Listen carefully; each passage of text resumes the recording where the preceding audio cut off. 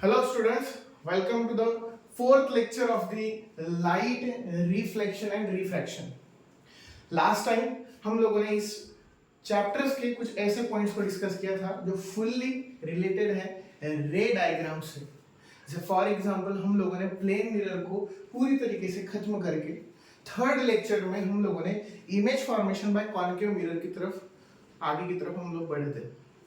उसमें हम लोगों ने देखा था कि कुछ रूल्स होते हैं जहां पर आप लोगों ने हर रूल को with the help of diagrams देखा होगा। जैसे मान लीजिए कि हम लोगों ने रूल्स जो देखे थे उसमें से पहला रूल था if the incident ray will be parallel to the principal axis then after reflection it will be cut to the principal axis at the focus.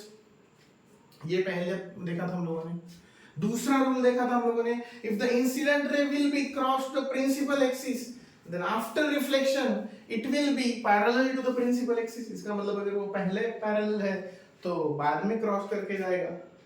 दूसरे रूल में देखा था कि अगर वो पहले क्रॉस करके गया है तो फिर वो बाद में पैरेलल होगा। तीसरे रूल में देखा था हम लोगों ने if the incident ray will be passing through the centre of curvature it will comes back with the same path, वो सेम पाथ से फिर से रिटर्न आएगा। और लास्ट जो हम लोगों ने रूल देखा था उसमें हमने पढ़ा था इफ द इंसिडेंट रे is inclined at an angle with the principal axis then it will be reflect with the same angle, उसी एंगल से वो फिर से रिफ्लेक्ट होगा। ये चीजें हम लोगों ने देखी थी। उसके बाद हम लोगों ने जो टॉपिक स्टार्ट किया था image formation by concave mirror, उसमें एक चीज हम लोगों ने नोट की थी कि पहले केस में जो ऑब्जेक्ट था वो काफी दूर था, इनफाइनाइट डिस्टेंस पर था, और जो इमेज बन रही थी वो फोकस पर बन रही थी और काफी पॉइंट साइज इमेज बन रही है। फिर उसके बाद हमने सेकेंड केस में देखा कि ऑब्जेक्ट अगर एक फाइनाइट डिस्टेंस पर हो but beyond the centre of curvature हो तो इसका मतलब जो आपका ऑब्जेक्ट था वो एक तरीके से मिरर के नजदीक आ चुका है, बट इमेज धीरे धीरे दूर की तरफ शिफ्ट हो रही है। मतलब पहले फोकस पर थी, अब between centre of curvature and focus आ गई थी। नोट कीजिए आप लोग, लास्ट टाइम आप लोगों ने जो नोटबुक में नोट डाउन किया होगा उसमें देखिए सेकंड केस में ये करवा के दिया है कि अगर object beyond the centre of curvature है तो इमेज फोकस और सेंटर ऑफ कर्वेचर के बीच में बनेगी। उसके बाद आज हम लोग अगले केसेस को स्टार्ट करने वाले हैं। तो आई होप सो आप लोगों ने नोटबुक और पेन निकाल लिया होगा और अब जो हम लोग यहाँ पर पढ़ने वाले हैं उसे नोट डाउन करना स्टार्ट कर दीजिए। ठीक है, अब हम लोग आज आगे के केसेस को देखना स्टार्ट करेंगे। जैसे फॉर एग्जांपल अब हम लोग तीसरी केस देखेंगे। तीसरी केस केस 3 कॉन्केव मिरर ही चल रहा है हम लोग का अभी। ठीक है, कॉन्केव मिरर में मान लेते हैं कि तीसरी केस में जो दिया है आप लोगों को, अगर आपका object when object kept on centre of curvature, ये बहुत इंपॉर्टेंट केस है, इसे स्टार करके रखिए। इंपॉर्टेंट है काफी just because of concave mirror में एग्जैक्टली ऑब्जेक्ट का और इमेज का जो साइज वो इक्वल अगर कहीं मिलता है तो ये वही पॉइंट है। जैसे देखिए हम लोगों ने नोटिस किया था कि जब ऑब्जेक्ट इनफाइनाइट लेवल पर था ना तो आपका इमेज फोकस पर बन रहा था और पॉइंट साइज था, फिर वो नजदीक आया, भले वो beyond the centre of curvature था पर एटलीस्ट इनफाइनाइट से नजदीक है, तो इसका मतलब इमेज थोड़ी सी बढ़ गई थी और दूरी पर चली गई थी।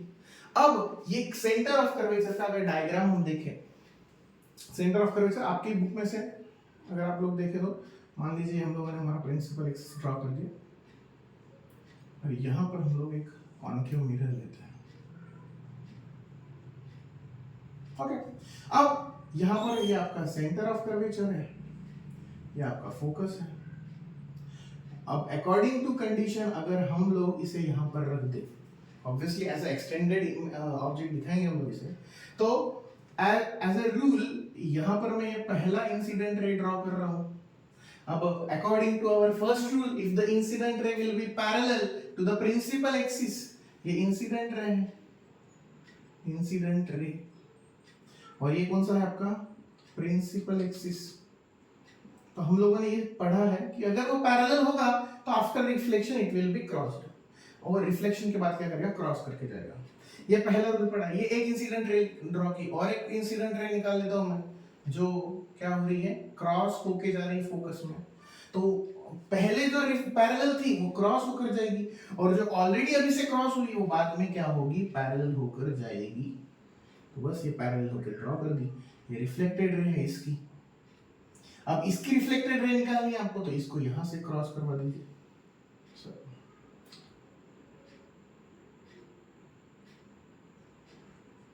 और वो एग्जैक्टली कहां पर क्रॉस होकर जा रही है, सेंटर ऑफ कर्वेचर।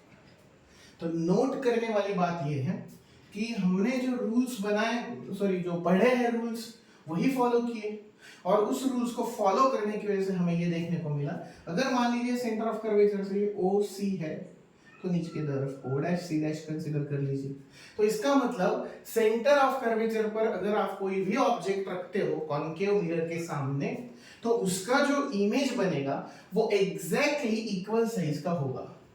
ये नोट डाउन करने जैसी बात है, क्योंकि हम लोगों ने इससे पहले जो दो केसेस देखे, उसमें जब ऑब्जेक्ट इनफाइनाइट था, इनफाइनाइट डिस्टेंस पर था, और उससे beyond the centre of curvature था, तो दोनों केसेस में या तो इमेज पॉइंट साइज थी, या तो उससे थोड़ा थोड़ा साइज ज्यादा था, हाँ डिमिनिश थी।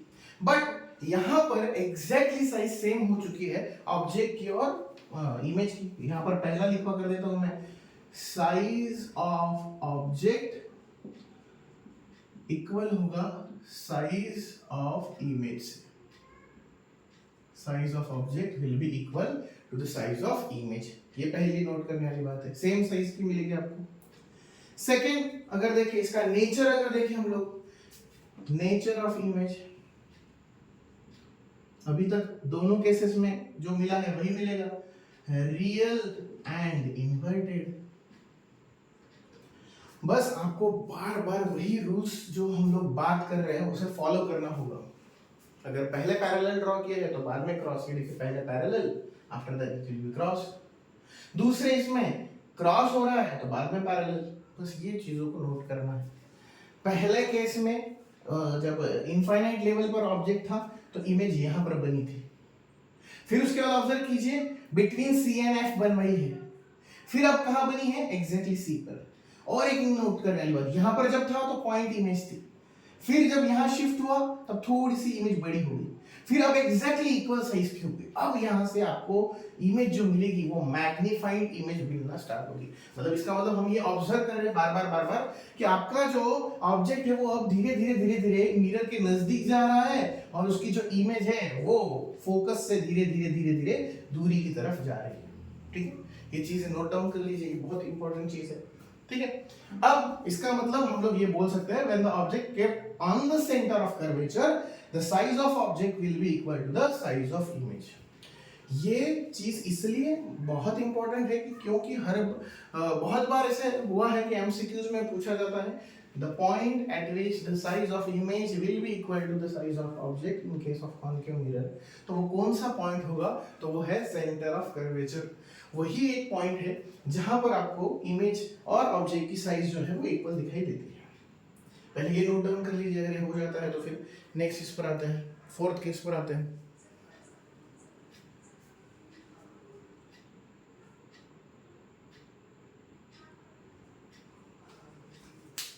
ओके, अब ये अगर हो गया है आपका तो फोर्थ केस ले लेते हैं।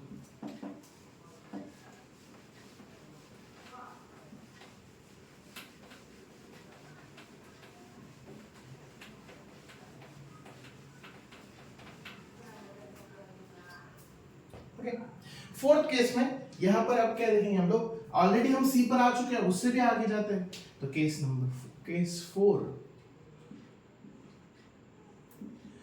4 में अगर आपका जो ऑब्जेक्ट है, if object kept in C and F, what is the C, centre of curvature, what is the F, principal focus. अगर आपका जो ऑब्जेक्ट है वो सेंटर ऑफ कर्वेचर और फोकस के बीच में कहीं रखा है तो क्या होगा वो देखना है। ठीक है, फिर से वही डायग्राम ड्रॉ कर लीजिए। एक बार आपका इस चैप्टर का ये पोर्शन कवर हो गया, फिर उसके बाद आपको सिर्फ न्यूमेरिकल्स और रिफ्रैक्शन से रिलेटेड कुछ लॉज और कुछ कंसेप्ट्स देखने हैं। इसीलिए मोस्ट इंपॉर्टेंट थिंग इस चैप्टर का जो है वो यही है, कॉन्केव मिरर में जो फॉर्मेशन है इमेजेस के वो, क्योंकि कॉन्वेक्स में भी आप जब पढ़ोगे तो सिर्फ 2 ही केसेस पढ़ने हैं, पर कॉन्केव में आपको 5 से 6 केसेस पढ़ने ही हैं कंपलसरी, और उसमें से काफी पूछे भी जाते हैं, इसीलिए वो उस पर फोकस करना ही है, ठीक है ना। अब आते हैं कॉन्केव मिरर पर। कॉन्केव मिरर ड्रॉ कर दीजिए, ये हो गया। आप क्या करो, आप मार्क कर लो, सेंटर ऑफ कर्वेचर मार्क कर लिया और ये फोकस मार्क कर लिया। हमने बोला है उस हिसाब से object kept in the C and F, तो ये सी और एफ इनके बीच में कहीं पर रख देते हैं एक जगह पर। मान लो मैंने यहाँ पर रख दिया, यहाँ पर रख दिया, ये सी सॉरी एक्सटेंडेड ऑब्जेक्ट। फिर वही रूल फॉलो कीजिए, एक इंसिडेंट रे पैरेलल ड्रॉ कर दीजिए, हो गया इंसिडेंट रे पैरेलल ड्रॉ हो गया। अब क्या करना है, वो क्रॉस होकर जाएगा, सीधी सी बात है कहीं ना कहीं, और एक को कर देते हैं कुछ इस तरीके से ड्रॉ, इस तरीके से। मान लो कि एक्सटेंडेड ऑब्जेक्ट से कुछ रेज अगर निकल रहे हैं तो कुछ पैरेलल होंगे, कुछ क्रॉस होकर जाएंगे, कुछ सेंटर ऑफ कर्वेचर से भी जाएंगे, और सबको पता है सेंटर ऑफ कर्वेचर से जाने के बाद पाथ चेंज नहीं होता। इसके लिए मान लेते हैं ये इस तरीके से गया और एक्सटेंड करेंगे तो यहाँ पर ही क्रॉस होने वाला है, इसलिए वेट अ मिनट,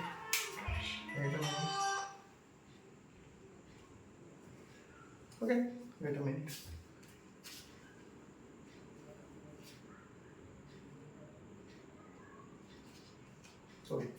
सॉरी, अब यहाँ पर क्या देखना है कि जो रेज है वो अगर पैरेलल है तो वो क्रॉस होकर जाएगा। अब वो क्रॉस कहाँ होकर जाएगा वो भी इंपॉर्टेंट है, तो चलो मान लेते हैं कि वो अगर हम लोगों ने इसे और आगे की तरफ ड्रॉ किया और ये जो आपका रे है वो क्या करेगा, प्रिंसिपल फोकस को कट कर कर आगे की तरफ कहीं पर जाकर क्रॉस होगा। वो जहां भी क्रॉस होगा, ये दोनों रेज जहां क्रॉस होंगे वहां पर आपकी इमेज क्या होगी, फॉर्म होगी। यहाँ पर थोड़ा रफ डायग्राम है, आप लोग with the help of scale draw कीजिए, फिर बार बार बोल रहा हूँ। एक रे जो सेंटर ऑफ कर्वेचर से निकल कर जा रहा है और एक जो पैरेलल है और बाद में क्रॉस होकर जा रहा है, तो वो क्या करेगा, इमेज बनाएगा। तो यहाँ पर नोट कुछ इस तरीके से लिखेंगे हम लोग, पोजीशन क्या लिखवाएंगे हम, position of image, position of image. Position image ये होगा कि जो पोजीशन आपकी बनेगी वो beyond the centre of curvature होगी। अगर यहाँ पर ऑब्जेक्ट सपोज ए बी है तो यहाँ पर जो बनेगा वो बी डैश ए डैश बनेगा, फर्स्ट थिंग। ओके, तो जो पोजीशन होगी वो क्या लिखनी पड़ेगी, the image will be formed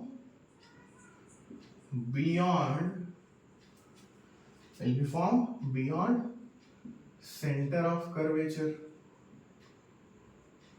ये एक चीज हो गई।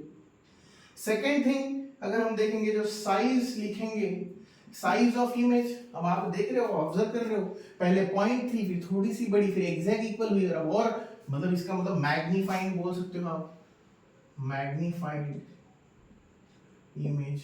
जो इमेज है उसका जो आपको मिलेगा, आंसर मिलेगा, वो ऑब्वियसली उससे ज्यादा होगा, ओरिजिनल वाले से ज्यादा होगा। और नेचर की तो बात ही वही है, बार बार हम बोल रहे हैं, जो नेचर होगा इसका वो क्या होगा, रियल एंड इन्वर्टेड।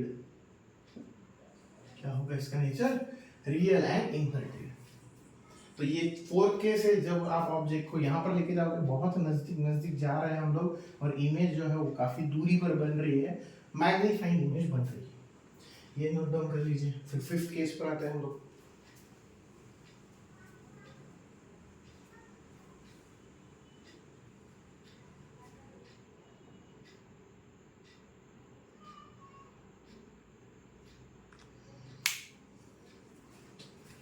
चलो, अगर केस फोर्थ भी अगर आपने लिख लिया है, ड्रॉ कर लिया है, वीडियो को पॉज करके फिर ड्रॉ कीजिए। फिर बार बार बोल रहा हूँ, ये रे डायग्राम की practice with the help of scale कीजिए, जस्ट बिकॉज ऑफ आपको ये याद होना चाहिए कि मुझे जो इमेज बनानी है वो कहाँ बनानी है, जो रिफ्लेक्टेड रेज हैं उन्हें कहाँ क्रॉस करना है, ये अगर आपको पता है तो इसका मतलब ये चीज आपके लिए बहुत आसान है। केस 5 पर आते हैं। Case 5, when object kept on focus, अगर आपने मान लीजिए कि ऑब्जेक्ट को फोकस पे रख दिया, देखो स्टेप बाय स्टेप आ रहे हैं, पहले इनफाइनाइट, फिर beyond the centre of curvature, फिर exactly centre of curvature, between C and F, और अब एफ, और लास्ट केस एफ से भी और नजदीक।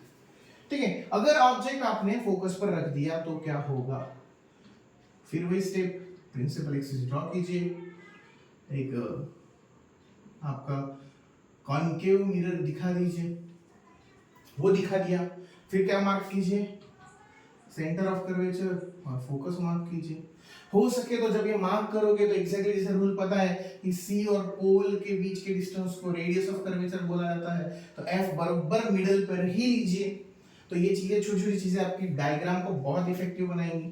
ठीक है, अब जब आपका ऑब्जेक्ट आपने यहां रख दिया है, मान लो ए बी, उसको नाम दे दो A B, object A B अगर आपने यहां पर रखा है तो फिर अब क्या होता है, जैसे हम लोग देखेंगे कि एक रेज यहां से आप ड्रॉ कर रहे हो जो पैरेलल है, इंसिडेंट रे जो है वो पैरेलल है, तो अब रिफ्लेक्टेड रे को हम क्रॉस करवाएंगे फोकस से, और एक रेज ड्रॉ कर लीजिए, थोड़ा सा इसको और ऐसे अगर हम कर ले, और एक रे ड्रॉ कर लीजिए, सपोज मान लीजिए वो इस तरीके से अगर जा रही है,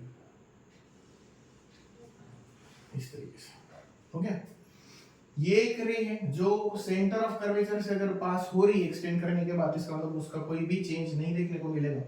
और उसके बाद अगर आप इसको अगर ये करो, तो इस केस में एक ऑब्जर्व होगा हमें कि जो हमारी इमेज है, इमेज यहां पर हम कहीं मार्क नहीं कर पाएंगे, जस्ट बिकॉज ऑफ इमेज जो आपको मिलेगी वो क्या होगी, इमेज ऑब्टेन एट इंफिनिटी।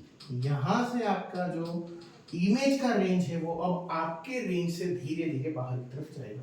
इसका मतलब हम ये बोल सकते हैं कि ये वो पॉइंट है जहां से आपकी इमेज जो मिलेगी वो हाईली मैग्नीफाइड मिलेगी, first thing. Second thing, infinite distance पर मिलेगी, पता नहीं कहां पर, जैसे हम लोग अभी तक बोल सकते थे, वेल डिफाइन कर सकते थे कि जब आपका ऑब्जेक्ट इंफिनिटी पर था तब फोकस पर मिल रहा था इमेज पॉइंट साइज का, जब वो beyond the centre of curvature था तो बिटवीन सी एंड एफ था, जब on the centre of curvature था तो इमेज भी on the centre of curvature था, जब हम लोग ऑब्जेक्ट को सी एंड एफ के बीच में लेकर आए फोर्थ केस में जो था, तब आपकी इमेज जो मिली थी beyond the centre of curvature कहीं तो मिल रही थी, बट इस केस में अब क्या होगी, इमेज डायरेक्टली बाहर की तरफ जाएगी। ये एक जो सेंटर ऑफ कर्वेचर से पाथ चेंज नहीं करने वाला, और ये दूसरा जब ड्रॉ करोगे तो ये दोनों रेज आपको एग्जैक्टली पैरेलल मिलेंगी, जो क्रॉस पता नहीं कहां पर होंगी, इंफिनिटी लेवल पर होगी, एग्जैक्टली पैरेलल मतलब सिर्फ यहां के लिए पैरेलल दिखाई देगी, वो बाद में ऑब्वियसली कहीं ना कहीं क्रॉस होंगी जहां पर इमेज मिलने वाली है।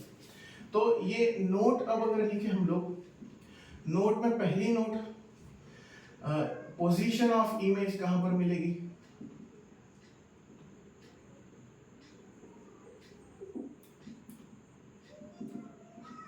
पोजीशन ऑफ इमेज, जो इमेज मिलेगी, इमेज विल बी ऑब्टेन,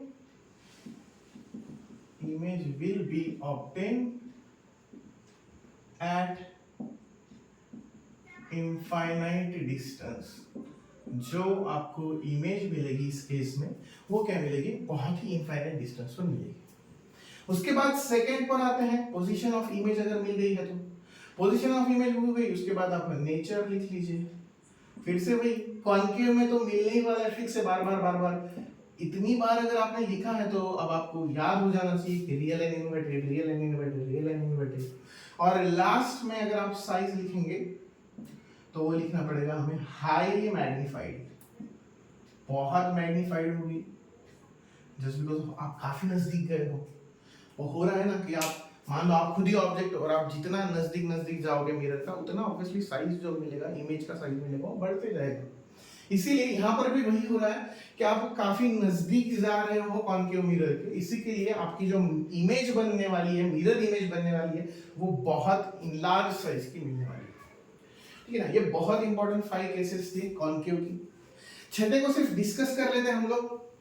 हाँ, इतना याद रखना है, जो 6 केस है उस 6 केस में सिर्फ जो नेचर होता है वो रियल एंड इन्वर्टेड नहीं होता, वो वर्चुअल एंड इरेक्ट होता है, तो वो बस एक चेंज है।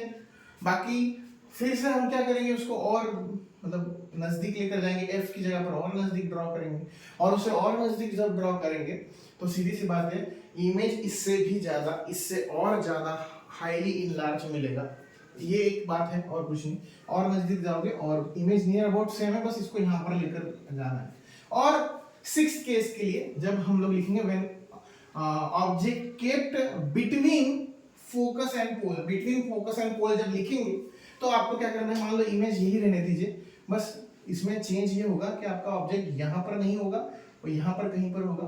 फिर यहाँ से आपको सेंटर ऑफ कर्वेचर से ड्रॉ करना पड़ेगा, यहाँ पर लिखना पड़ेगा 6th केस एग्जैक्टली सेम, इसलिए ज्यादा टाइम वेस्ट नहीं कर रहा हूं मैं। When the object kept between focus and pole, between F and P, focus and pole के बीच में कहीं पर लिखेंगे तो बाकी चीजें सेम होगी, बस नेचर अभी तक जो रियल एंड इन्वर्टेड था वो अब हो जाएगा virtual and erect, virtual and erect. बस यही एक चेंज है जो अभी तक हम लोगों ने कॉनकेव में नहीं देखा था, वो अब देखने को मिल रहा है। तो इसे पहले लिख लीजिए, फिर उसके बाद हम लोग आगे के टॉपिक के बारे में बात करेंगे। पहले नोट डाउन कर लीजिए दोनों केसेस, 5th और 6th।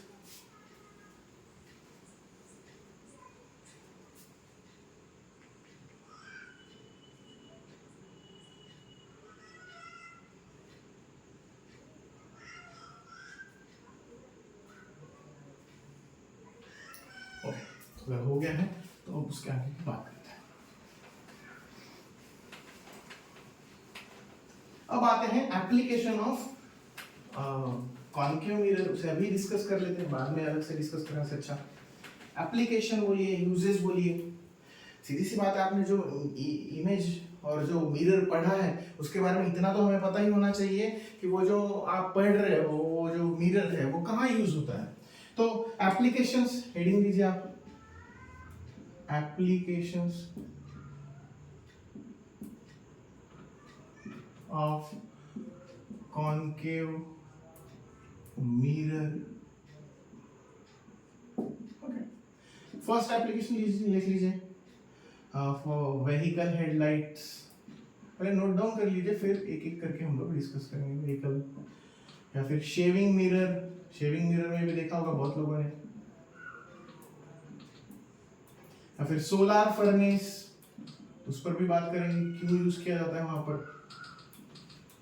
उसके बाद फिर फॉर एग्जांपल सर्च लाइट ले लीजिए, उसके बाद टॉर्च, बहुत से ये बहुत सिमिलर से कुछ एप्लीकेशन है जो आप लोगों ने कई बार देखेंगे। डेंटल मिरर, कई सारे तो आपके बुक में भी अवेलेबल है, ऑलरेडी ये दिए हुए हैं। टेलीस्कोप, टेलीस्कोप, उसके बाद माइक्रोस्कोप,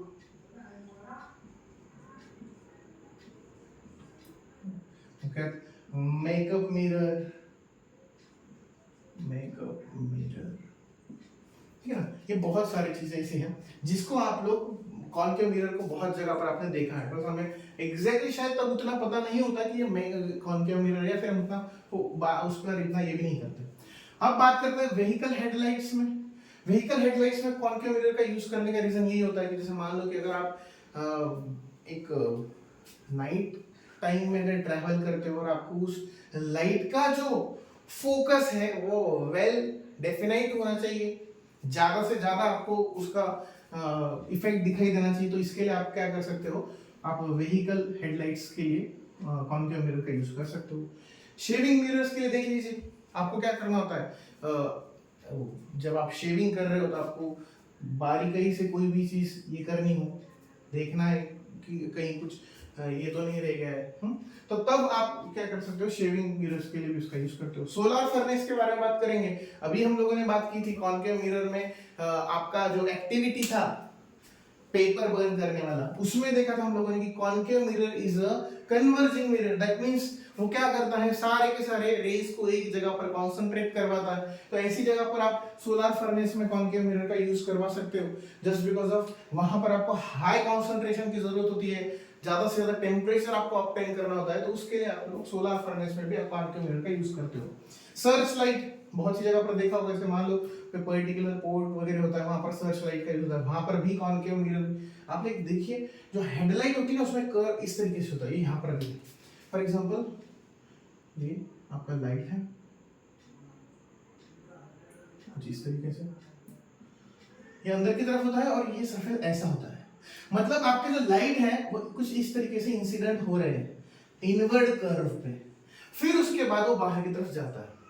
तो ऑब्वियसली जो इंसिडेंट रेज है वो जिस पर इंसिडेंट कर रहे हैं, वो जो नेचर है मिरर का वो कैसा है, ऑब्वियसली इनवर्ड है।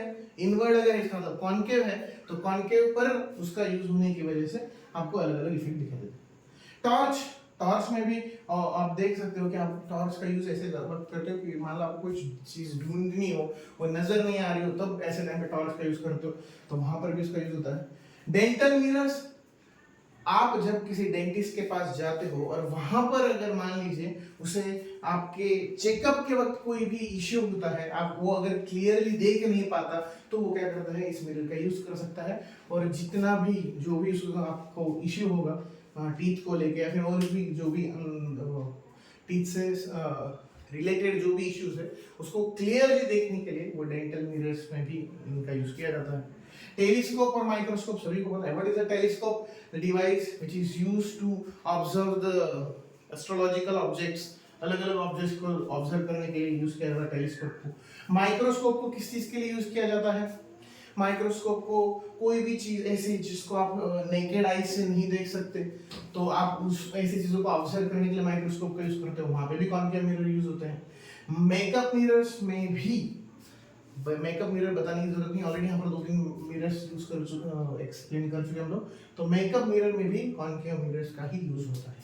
आप चाहो तो और ऐसे लिस्ट बना भी सकते हो, ये तो कुछ लिमिटेड डाटा था सिर्फ, आप लोग और सर्च करके और अपने पास इंफॉर्मेशन गैदर कर सकते हो क्यों कैसे उसे वहां पर यूज किया जाता है पर्टिकुलर एप्लीकेशंस के लिए, तो वो आपको हेल्पफुल होगा फॉर द फ्यूचर। आप जब नेक्स्ट और चीजों के लिए प्रिपेयर करोगे तो वहां पर इन चीजों का आपको बहुत अच्छे से यूटिलाइजेशन कर सकते हो। ठीक है, तो ये नोट डाउन कर लीजिए, फिर उसके बाद देखते हैं image formation by convex mirror. पहले ये नोट डाउन कर लीजिए।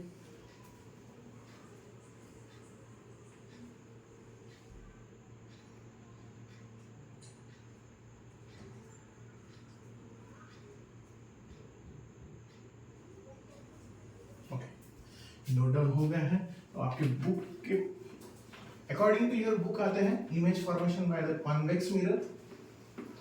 2 ही केसेस हैं, बहुत शॉर्ट में उसको खत्म कर सकते हैं हम लोग।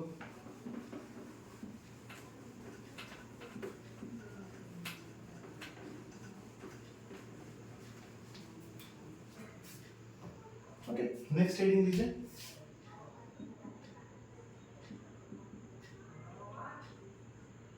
Image formation by convex mirror.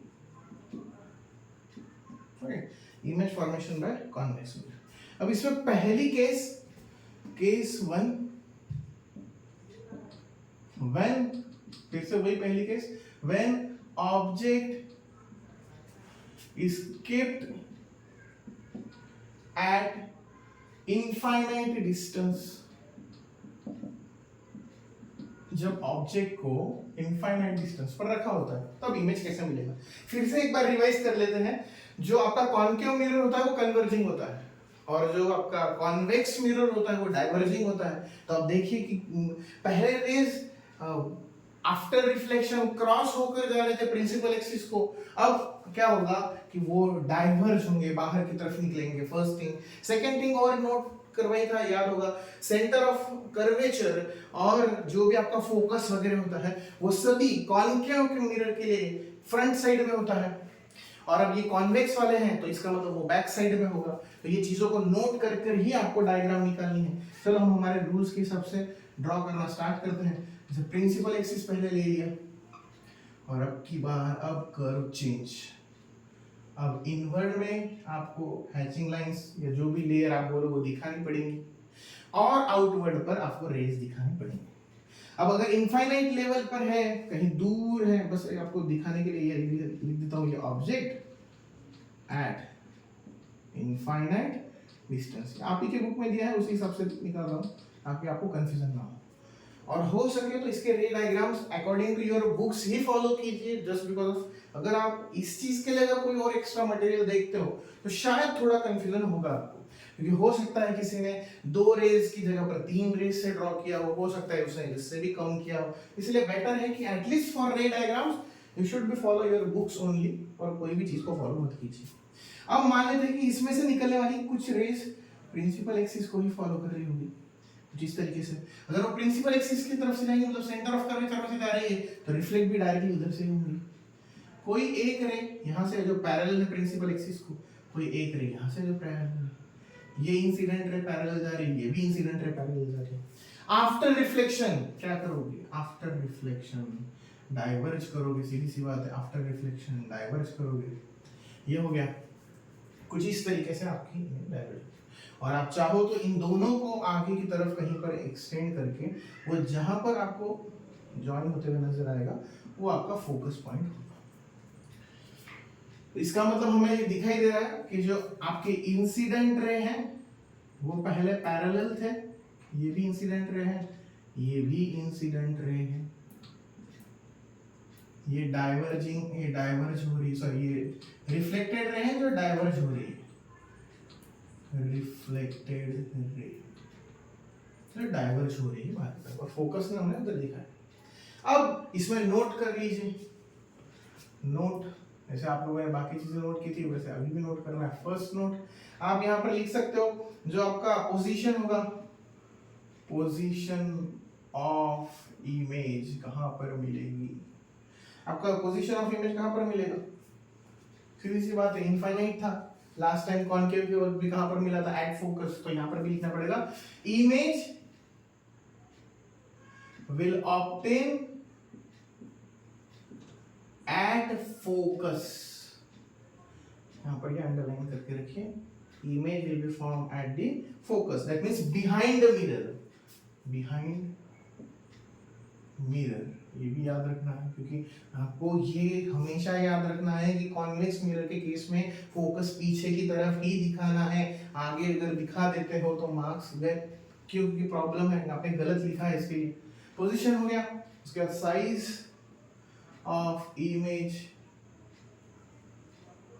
Size of image, बताइए क्या आएगा साइज ऑफ इमेज, ऑब्वियसली उसके केस में जो था वही point size, just because of आपका जो ऑब्जेक्ट है वो आपने काफी दूरी पर रखा है इसके लिए, ओके। और लास्ट में नेचर, जो लास्ट वहां पर आया था वही जहां से आपने कॉनकेव को खत्म किया था वहीं से इसको स्टार्ट कीजिए, वर्चुअल एंड इरेक्ट, बस इतना सही है। ये दोनों चीजें सेम है, देखिए वहां पर भी इंफिनिटी लेवल पर जब ऑब्जेक्ट था तो जो इमेज मिल रही थी वो फोकस पर मिल रही थी, यहाँ पर भी फोकस पर मिल रही है, वहां पर भी जब आप देखा होगा ऑब्जेक्ट इनफाइनाइट डिस्टेंस पर था तो पॉइंट साइज इमेज मिल रही थी, यहाँ पर भी पॉइंट साइज मिल रही है, बस फर्क इतना है कि वहां पर पहले तीनों चारों पांचों केसेस में रियल एंड इन्वर्टेड है, लास्ट सिक्स्थ केस में वर्चुअल एंड इरेक्ट है, यहाँ पर शुरुआत भी वर्चुअल एंड इरेक्ट से हुई।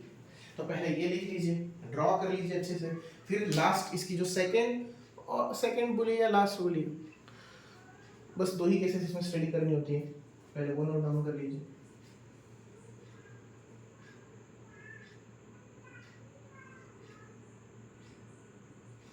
ओके चलो नोट डाउन हो गया होगा, पॉज करके ड्रॉ कर लीजिए इसको अच्छे से। अब सेकंड केस देखते हैं, इंफिनिटी पर तो देख लिया, अब देखेंगे दूसरी केस को।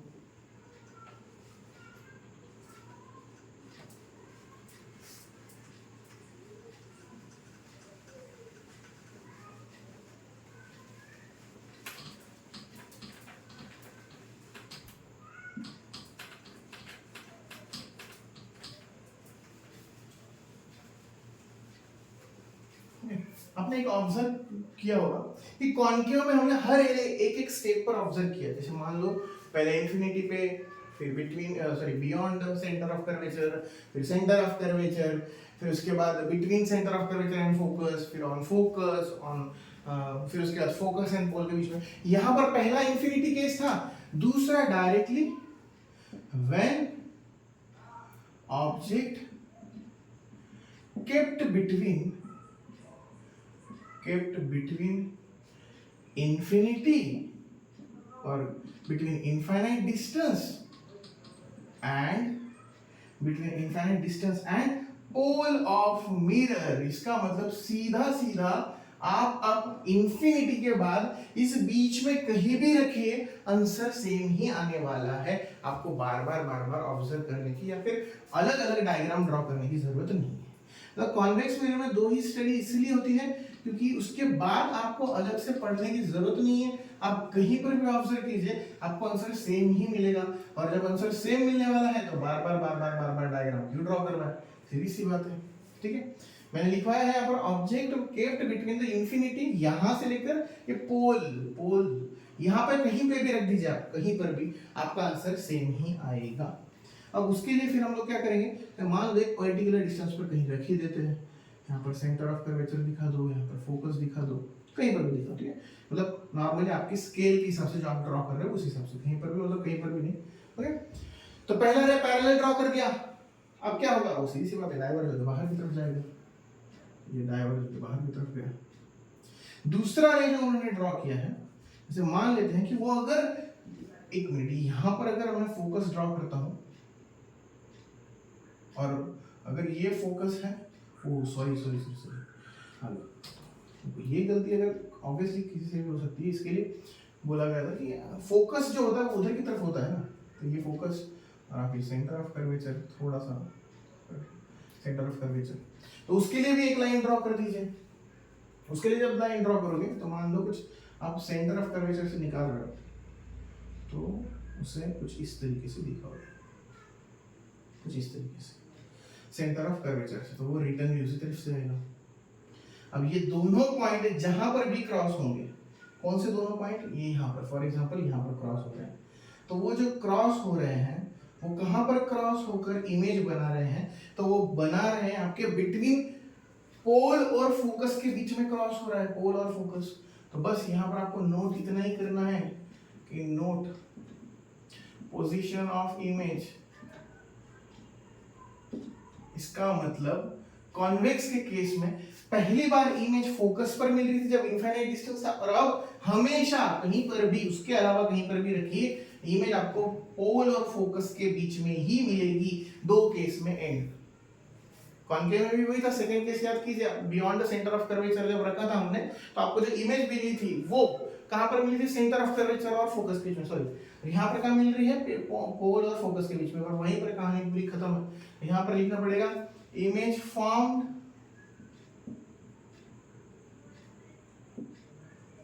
between pole and focus। Second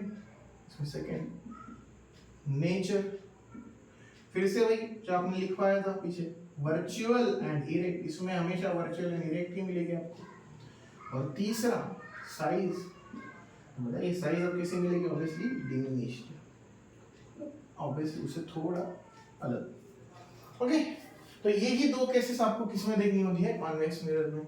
convex mirror में ज्यादा केसेस आपको ऑब्जर्व करने की जरूरत इसीलिए नहीं है, बार बार बता रहा हूं मैं, एक इनफाइनाइट पर अलग है जहां पर फोकस पर मिलता है, sorry centre of curvature, focus पर आपको इमेज मिलती है और वो पॉइंट इमेज होती है। अब उसके बाद जैसे हमने देखा था, यहाँ से नजदीक जा रहा है वो, यहाँ से इधर की तरफ शिफ्ट हो रहा है, बट इंफिनिटी के बाद आपने यहाँ पर देख लिया एक लाइन लिखी है उन्होंने, when the object kept between the infinity and pole, कहीं भी रख दीजिए, whatever beyond the centre of curvature, on the centre of curvature, on the focus, between centre and focus, कहीं पर भी रख दीजिए, यही केस फॉलो होगा, दूसरा कोई और केस फॉलो नहीं होगा।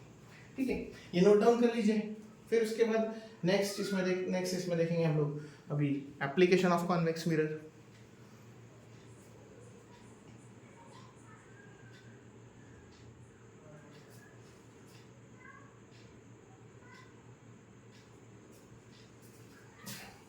नोट डाउन हो गया है, नेक्स्ट आते हैं, फिर पॉज कर लीजिए वीडियो को और फिर उसके बाद ड्रॉ कीजिए।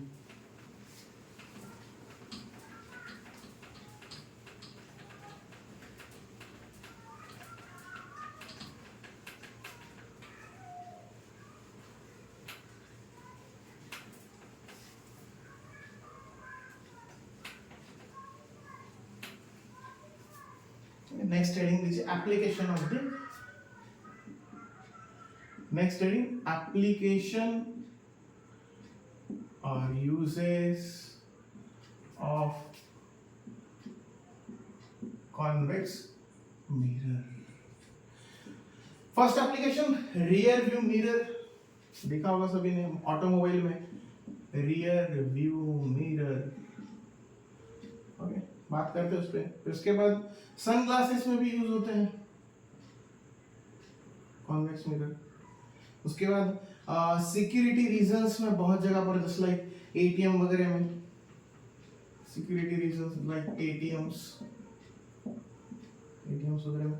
उसके बाद यूज होते हैं ये लोग रिफ्लेक्टर में, स्ट्रीट लाइट वगैरह में, और बहुत सारे, आप चाहे उतना लिख सकते हैं इसमें, ठीक है ना। हम दो तीन के बारे में बात करेंगे। रियर व्यू मिरर आप लोगों ने देखा होगा, मान लीजिए कि मैं पार्क कर रहा हूँ या फिर बहुत सी जगह पर, या फिर कई बार हम लोगों को देखना होता है साइड में, पीछे की तरफ से जो व्हीकल्स आ रहे हैं उन्हें ऑब्जर्व करना होता है, तो उसके लिए जो मिरर्स का यूज होता है, वो जो मिरर्स होते हैं वो कौन से होते हैं, कॉन्वेक्स मिरर होते हैं। उसके बाद सनग्लासेस, पता है सर, वो सनग्लासेस वहां पर भी कॉन्वेक्स मिरर का यूज होता है। और फिर ये जो सिक्योरिटी रीजंस वगैरह, इन सभी में फिलहाल के लिए हमें तो सिर्फ इतना ही पूछा जाएगा according to the board question pattern. पूछा गया तो सिर्फ इतना ही पूछेंगे, व्हाट इज द एप्लीकेशंस। उसके डिटेल में नहीं जाएंगे, तो उसके बारे में ज़्यादा बात नहीं करते फिलहाल के लिए। कैसे, क्यों, कब यूज होता है, उसके बारे में नहीं बात करेंगे, क्योंकि वो बहुत डिटेल में हो जाएगा। आपको 11th 12th स्टैंडर्ड में जब आप पढ़ोगे ये चीज़ें, तो ये आपको वहाँ पर आती है। तो फिलहाल के लिए बस इतना नोट कर लीजिए। फिर उसके बाद आज के लास्ट टॉपिक पर आते हैं, पहले ये नोट डाउन कर लीजिए।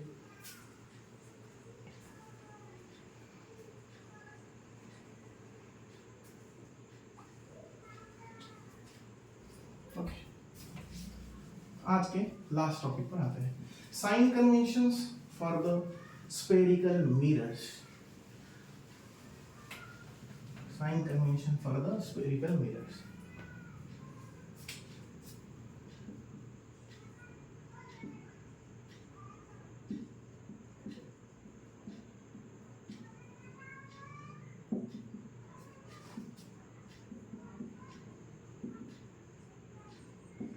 बहुत इजी है ये चीज याद रखने के लिए, बस एक बार आपको याद मतलब समझ में आ जाना चाहिए कि साइन कैसे याद रखना है, फर्स्ट थिंग। सेकंड थिंग, इसका यूज आप फॉर्मूला, मिरर फॉर्मूला वगैरह इसमें न्यूमेरिकल सॉल्व करने में उसके लिए यूज किया जाता है।